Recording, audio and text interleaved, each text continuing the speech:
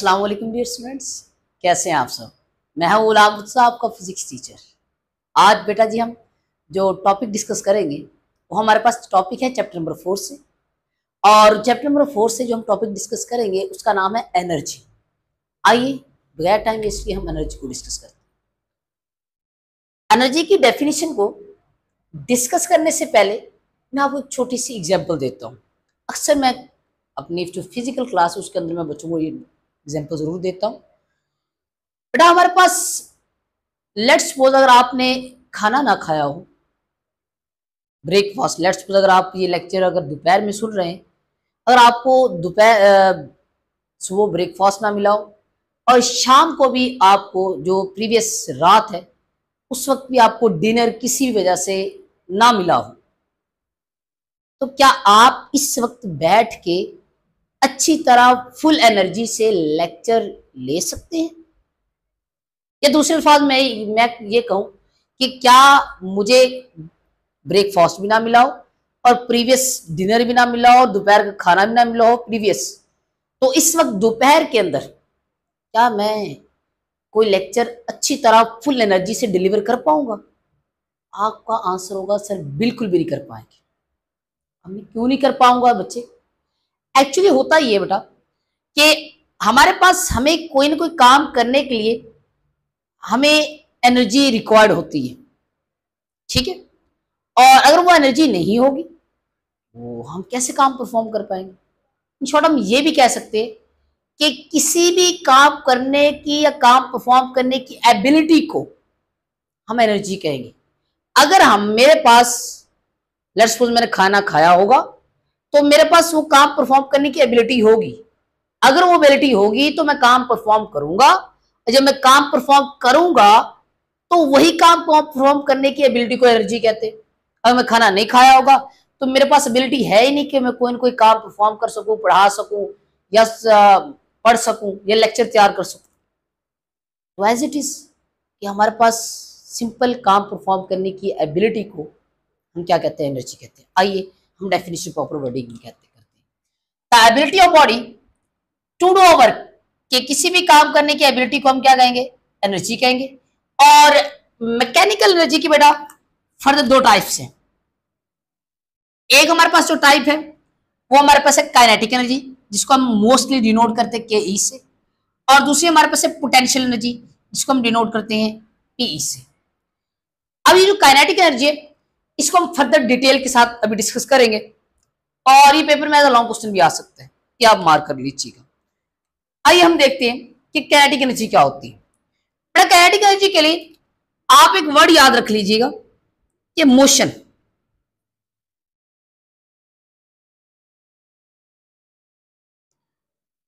अब मोशन मैंने क्यों लिखा? यहां पे मैंने अभी थोड़ी देर पहले बताया कि एनर्जी एक किसी भी ऑब्जेक्ट की वो एबिलिटी जो कोई ना कोई वर्क परफॉर्म करवाए। अब वर्क कई किस्म का हो सकता है। वर्क हमारे पास ऐसा भी हो सकता है कि जहां पे हम पोजीशन चेंज करें। वर्क हमारे पास ऐसा भी हो सकता है कि जहां पे हम बॉडी को मोशन के अंदर लेके आ जाए। इसका मतलब ये हो, अगर हमारे पास किसी बॉडी के अंदर एक ऐसी एबिलिटी जो क्या करे, वो हमारे पास लेट्स सपोज अगर बॉडी के पास एक ऐसी एबिलिटी हो जिसकी वजह से वो जो बॉडी है वो हमारे पास मोशन करना शुरू कर दे, तो वो एबिलिटी जो बॉडी को मोशन करवा रही है या मोशन की वजह से वो हमारे पास उस एबिलिटी की वजह से बॉडी जो मोशन के अंदर आ रही है उस एबिलिटी को हम काइनेटिक एनर्जी कहते हैं। सिंपल इन शॉर्ट आप ये कह सकते हैं कि the energy possessed by body due to its motion. तो यहाँ पे मैंने लिखा हुआ कि the energy possessed by body due to its motion.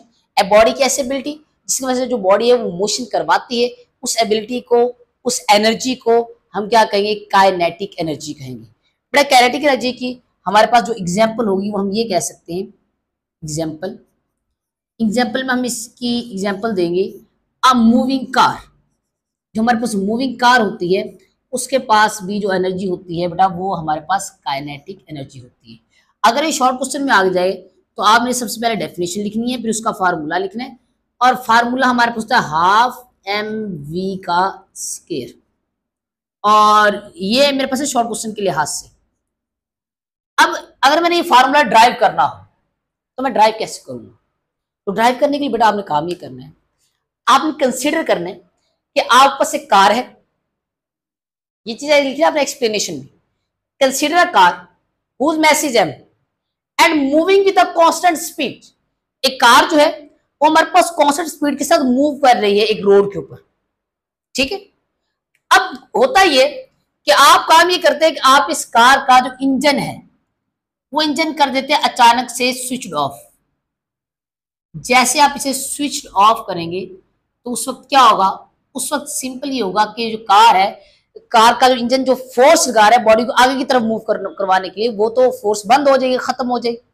लेकिन जो बॉडी है आप ऑब्जर्व करोगे कि जो बॉडी है वो हमारे पास फिर भी हमारे पास मूव करती रहेगी। सर ऐसा क्या है बॉडी के पास कि इंजन ने फोर्स लगानी बंद कर दी लेकिन फिर भी हमारे पास जो गाड़ी है वो आगे की तरफ मूव करती जा रही है। तो आइए आज हम इसकी रीजन मालूम करने की कोशिश करते हैं।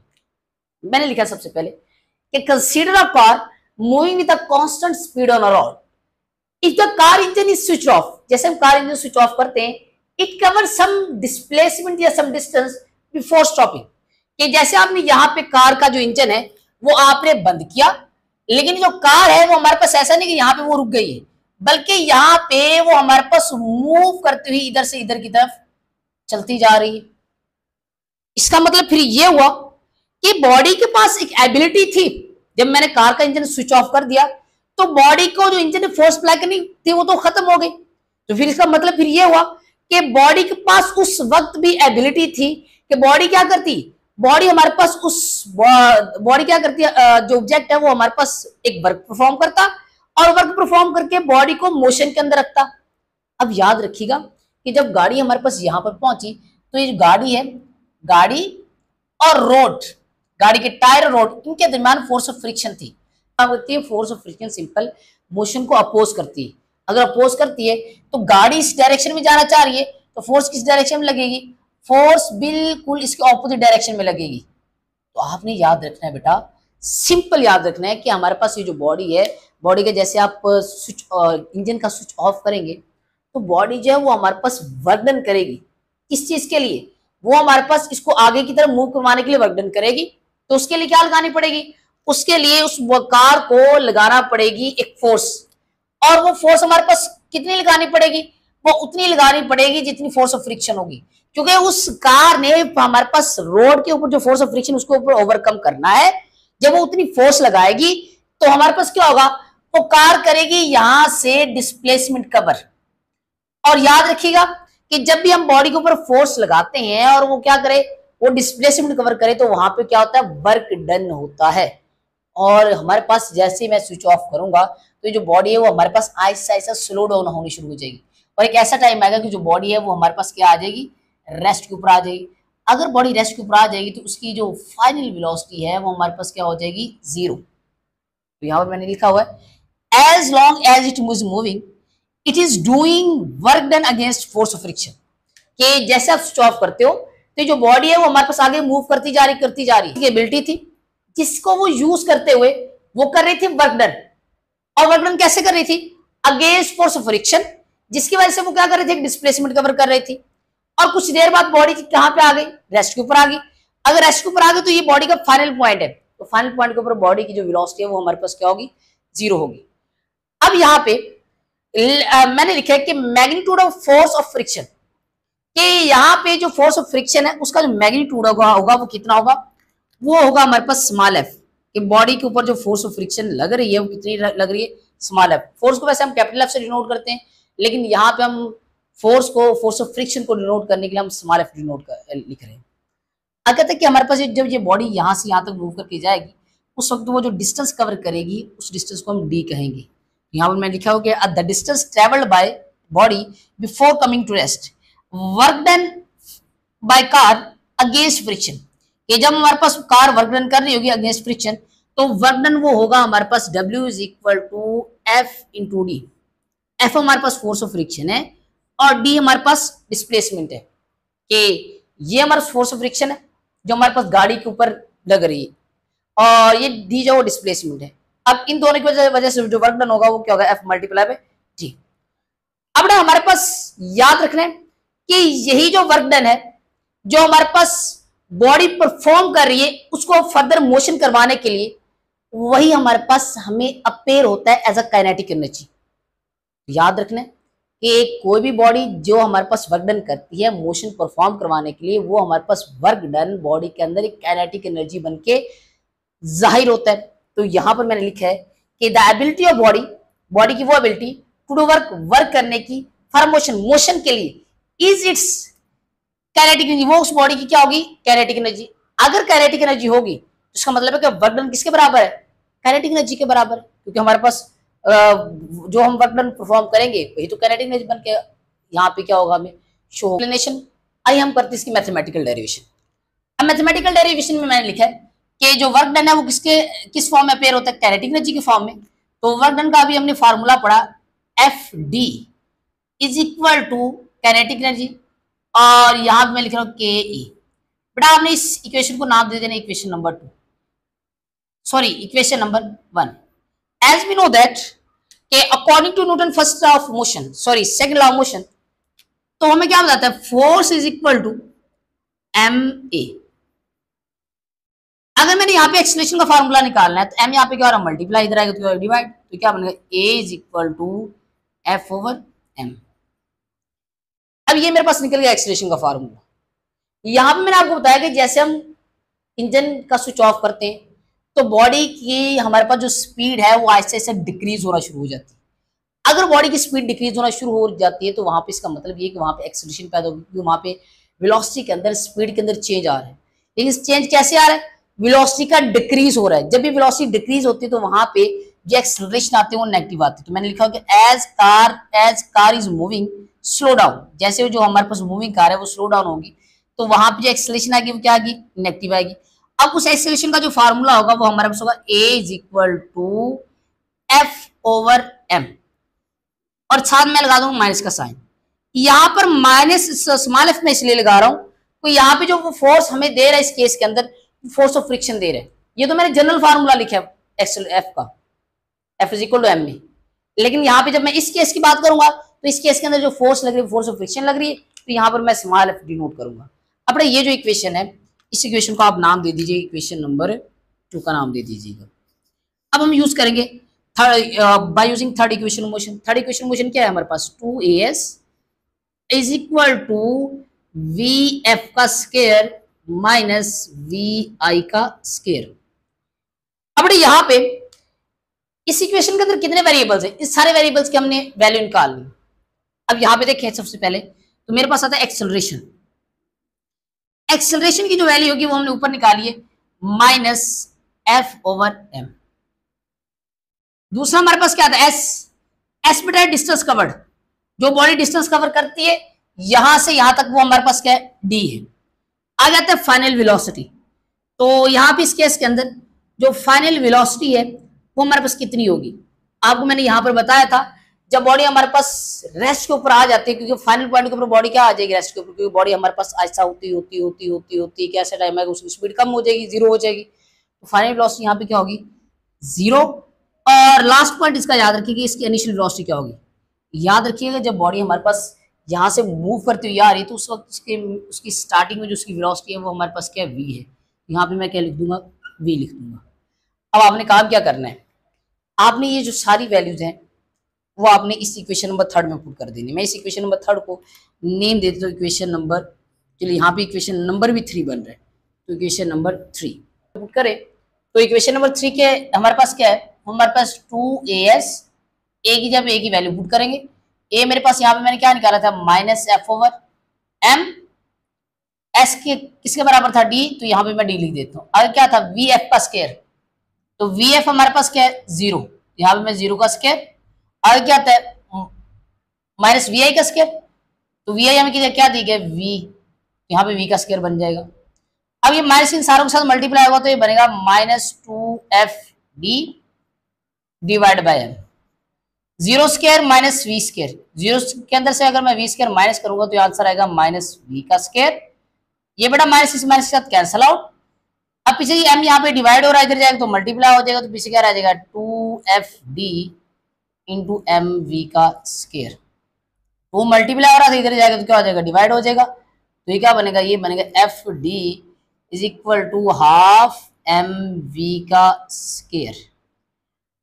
अब बेटा यहां पे अगर इक्वेशन नंबर 1 देखें, from equation number 1, from equation number 1, equation number 1 से अगर देखें तो इक्वेशन नंबर 1 में काइनेटिक एनर्जी किसके बराबर है, एफ डी के। ये दूसरे अल्फाज में ये कह सकते हैं कि जो एफ डी है वो काइनेटिक एनर्जी के बराबर। तो यहाँ पे हमारे पास इस इक्वेशन में जो एफ डी आ रहा है, इसकी जगह पे मैं क्या लिख सकता हूँ, यहाँ पे मैं काइनेटिक एनर्जी लिख सकता हूँ कि ये जो काइनेटिक एनर्जी है ये बराबर है हाफ एम वी स्क्वायर की। तो ये बेटा आपके पास काइनेटिक एनर्जी का फार्मूला ड्राइव हो गया। लास्ट पे आप एक बात याद रखेंगे कि एनर्जी बेटा जो भी हो, चाहे हमारे पास काइनेटिक एनर्जी हो, पोटेंशियल एनर्जी हो, या हमारे पास मैकेनिकल एनर्जी हो, जो मर्जी एनर्जी हो, उसका यूनिट हमारे पास होता है जॉउल। यहाँ पे क्या लिखेंगे, ऐसे यूनिट इसका जो है वो हमारे पास है जॉउल है, और जॉउल को हम कैपिटल जे से डिनोट करते हैं। ये पोटेंशियल एनर्जी। तो पोटेंशियल एनर्जी के लिए आपने याद रखना है एक वर्ड पोजीशन। लास्ट टाइम जिस तरह हमने काइनेटिक एनर्जी के लिए एक वर्ड लिखा था मोशन, तो वो एनर्जी जो हमारे पास मोशन की वजह से बॉडी के अंदर स्टोर्ड होती है, मोशन की वजह से होती है, या मोशन करवा रही होती है, उसको हम क्या कहते हैं, काइनेटिक एनर्जी कहते हैं। अब यहाँ पे पोटेंशियल एनर्जी क्या होगा, अगर इसकी डेफिनेशन देखें, कहते हैं एनर्जी पोजेस बाय बॉडी, वो एनर्जी जो बॉडी के अंदर पोजेस करती है, किसकी वजह से, due to change its position in the force field. अगर इसको हम एक आसान मिसाल से समझे तो हम ऐसे समझ सकते हैं, ये लेट्स सपोज मेरे पास अर्थ है और अर्थ की बड़ा ये ग्रेविटेशनल फील्ड है। अब यहाँ पे एक ऑब्जेक्ट पड़ा है अर्थ की बिल्कुल सरफेस के ऊपर, और इसकी जो पोजीशन है अर्थ की सरफेस के ऊपर वो मैं ए कह देता हूं। अब मैं क्या करता हूं, मैं इस ऑब्जेक्ट को ए से मूव करवा के लेके जाता हूं पॉइंट बी तक। जब मैं बॉडी को पॉइंट ए से पॉइंट बी तक मूव करवा के लेके जाऊंगा तो उसे ले जाने के लिए मुझे क्या करना पड़ेगा, वर्क डन करना पड़ेगा। और याद रखिएगा कि ऐसा वर्क डन जो आप बॉडी के ऊपर करें, किस किस चीज के लिए, उसकी पोजीशन चेंज करने के लिए। और याद रखिएगा आप ये जो वर्क डन कर रहे हो वो आप अगेंस्ट इलेक्ट्रिक फील्ड कर रहे हो। जो ग्रेविटेशनल फील्ड है बेटा उसकी डायरेक्शन मेरे पास किस तरफ है, डाउनवर्ड है, और आप इसके ऊपर जो वर्क डन कर रहे हो अगेंस्ट ग्रेविटेशनल फील्ड कर रहे हो। तो जब आप बॉडी को यहां से यहां तक मूव करवा के लेके जाओगे तो उस वक्त इस बॉडी के अंदर एक एनर्जी स्टोर होगी, वो एनर्जी होगी हमारे पोटेंशियल एनर्जी। ये किस वजह से स्टोर हुई है, या आपने बॉडी को क्या किया, बॉडी के ऊपर आपने एक वर्क डन किया अगेंस्ट ग्रेविटेशनल फील्ड, वो वर्क डन जो है वो इस बॉडी के अंदर यहाँ पे एक एनर्जी बन के स्टोर हो गया है।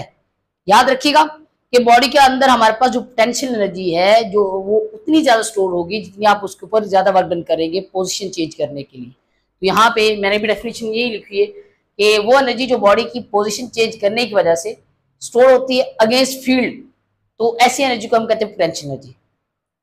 इसको हम इस तरह भी लिख सकते हैं कि potential energy is equal to magnitude of work done against field.